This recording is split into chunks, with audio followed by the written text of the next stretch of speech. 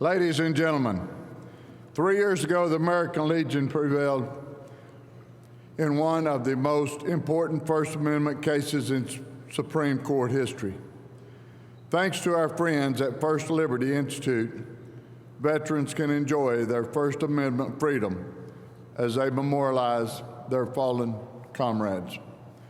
First Liberty is also largely responsible for the Supreme Court victories that I mentioned in my report to you yesterday. The award that they're about to be presented is named in honor of our dearly departed friend, the American Legion's longtime National Judge Advocate, Phil Onderdonk. With us today to present that award is a brilliant legal mind and the President and CEO of First Liberty Institute, Kelly Shackelford.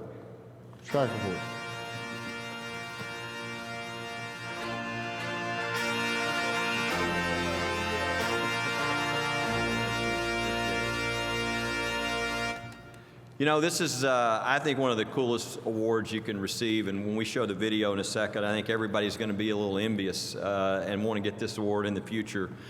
First Liberty is the largest legal nonprofit in the country that all we do is First Amendment religious liberty cases, and really our history goes back with the American Legion almost 15 to 20 years ago when we realized that there were attacks beginning on monuments and memorials, and so we have a lot of veterans on our staff, and so we reached out to the American Legion. And it was at that point we reached Phil Onderdonk, who is the judge advocate, and when we did, we got a friend.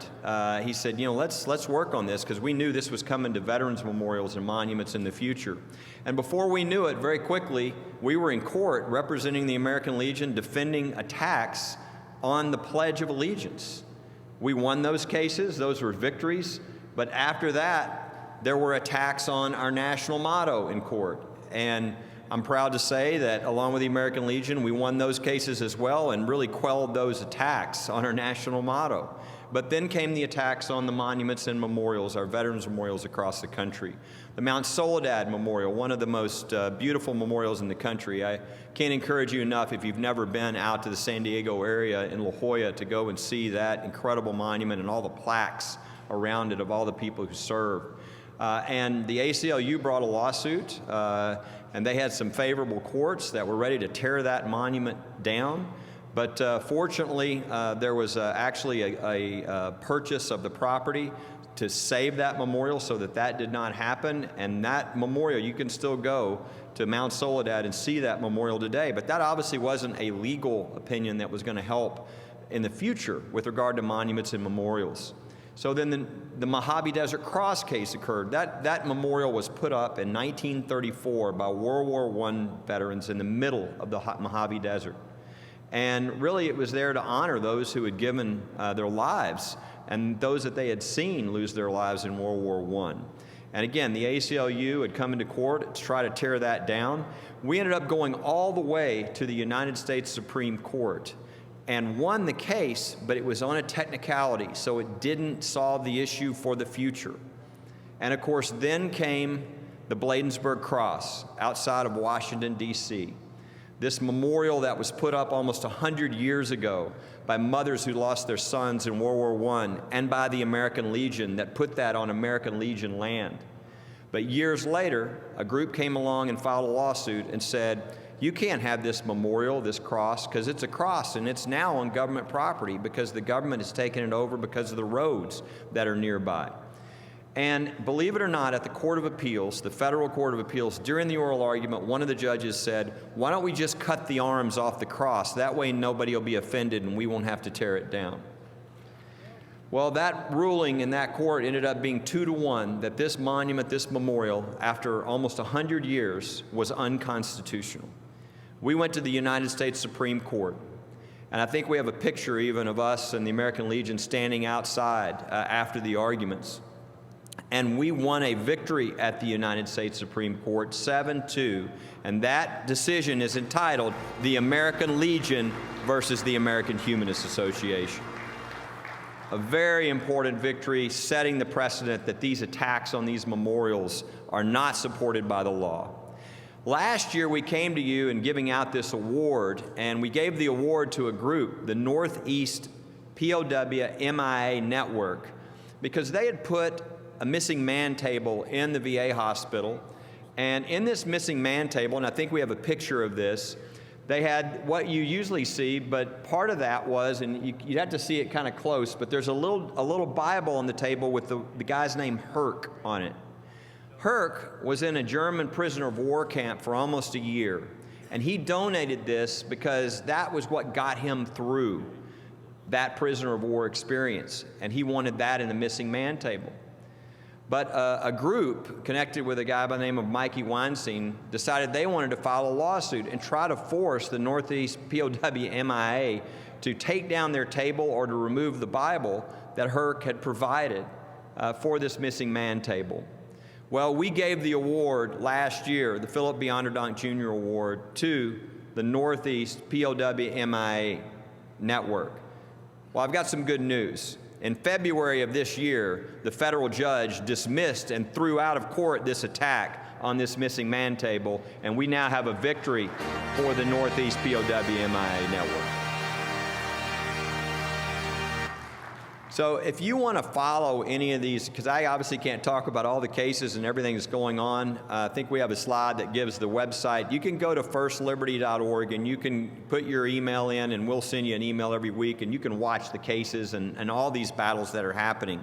But this year's award, goes to really somebody really special, and I want to play just a couple of minute video about the award so you can see what we're going to give out, and then I'll announce who the award winner is and why we're doing that.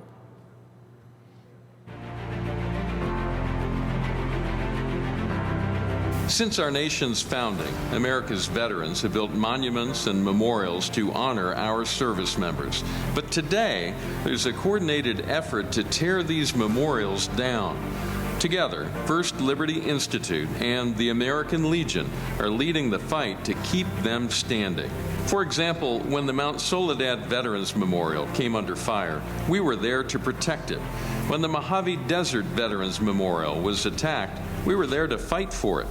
When the Bladensburg Peace Cross was threatened, we were there and won a Supreme Court victory that changes how judges will regard similar cases in the future. When the national motto and the pledge were challenged over "In God We Trust" and "Under God," we were there so our children and grandchildren would be able to continue these time-honored traditions.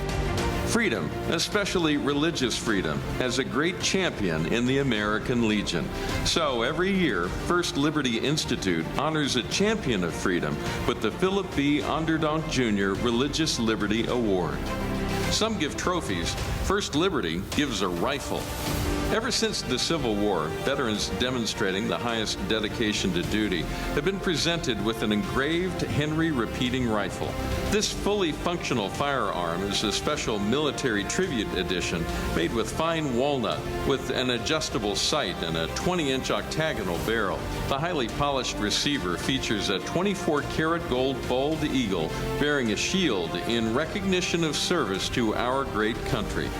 The other side depicts the iconic Statue of Liberty and Liberty Bell, enduring reminders that America is a beacon of freedom for the world and for our citizens. On the forearm, a flowing banner and shield proudly salute our military heroes. The stock is laser etched with the Onderdonk Award emblem, uniquely commemorating a champion of our religious freedom. You know, there's nothing more American than a Henry repeating rifle.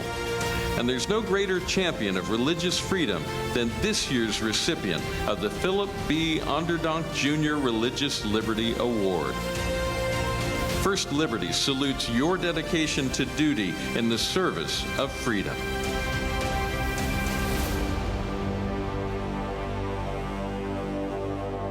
So you might have heard there was a pretty major decision 2 months ago in the United States Supreme Court. In fact, it's considered the biggest landmark decision in the area of the First Amendment and religious freedom in over 50 years.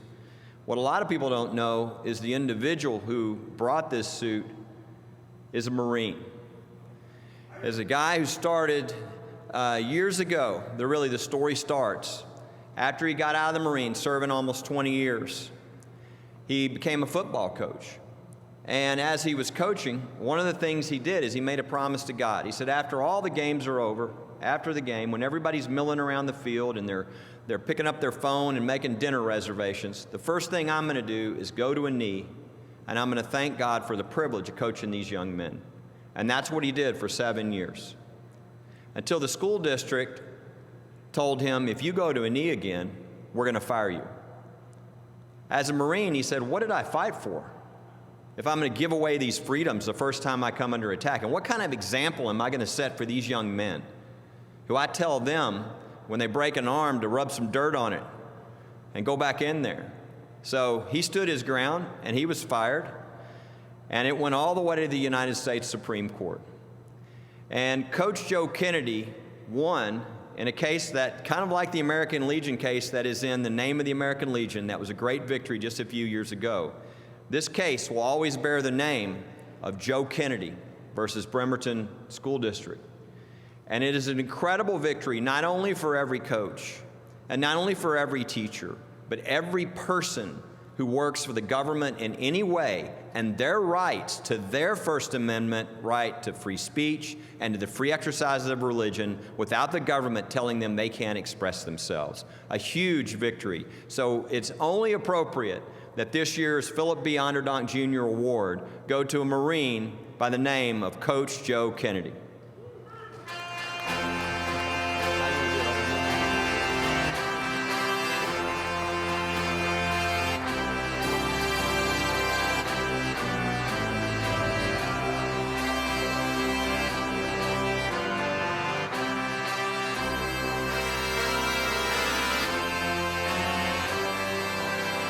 Thank you very much. Thank you.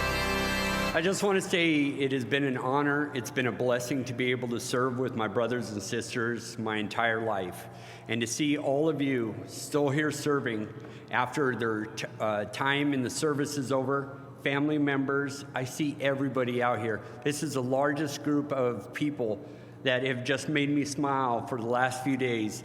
God bless you all. Semper Fi, and good Washington State. I'll see you guys soon. Thank you.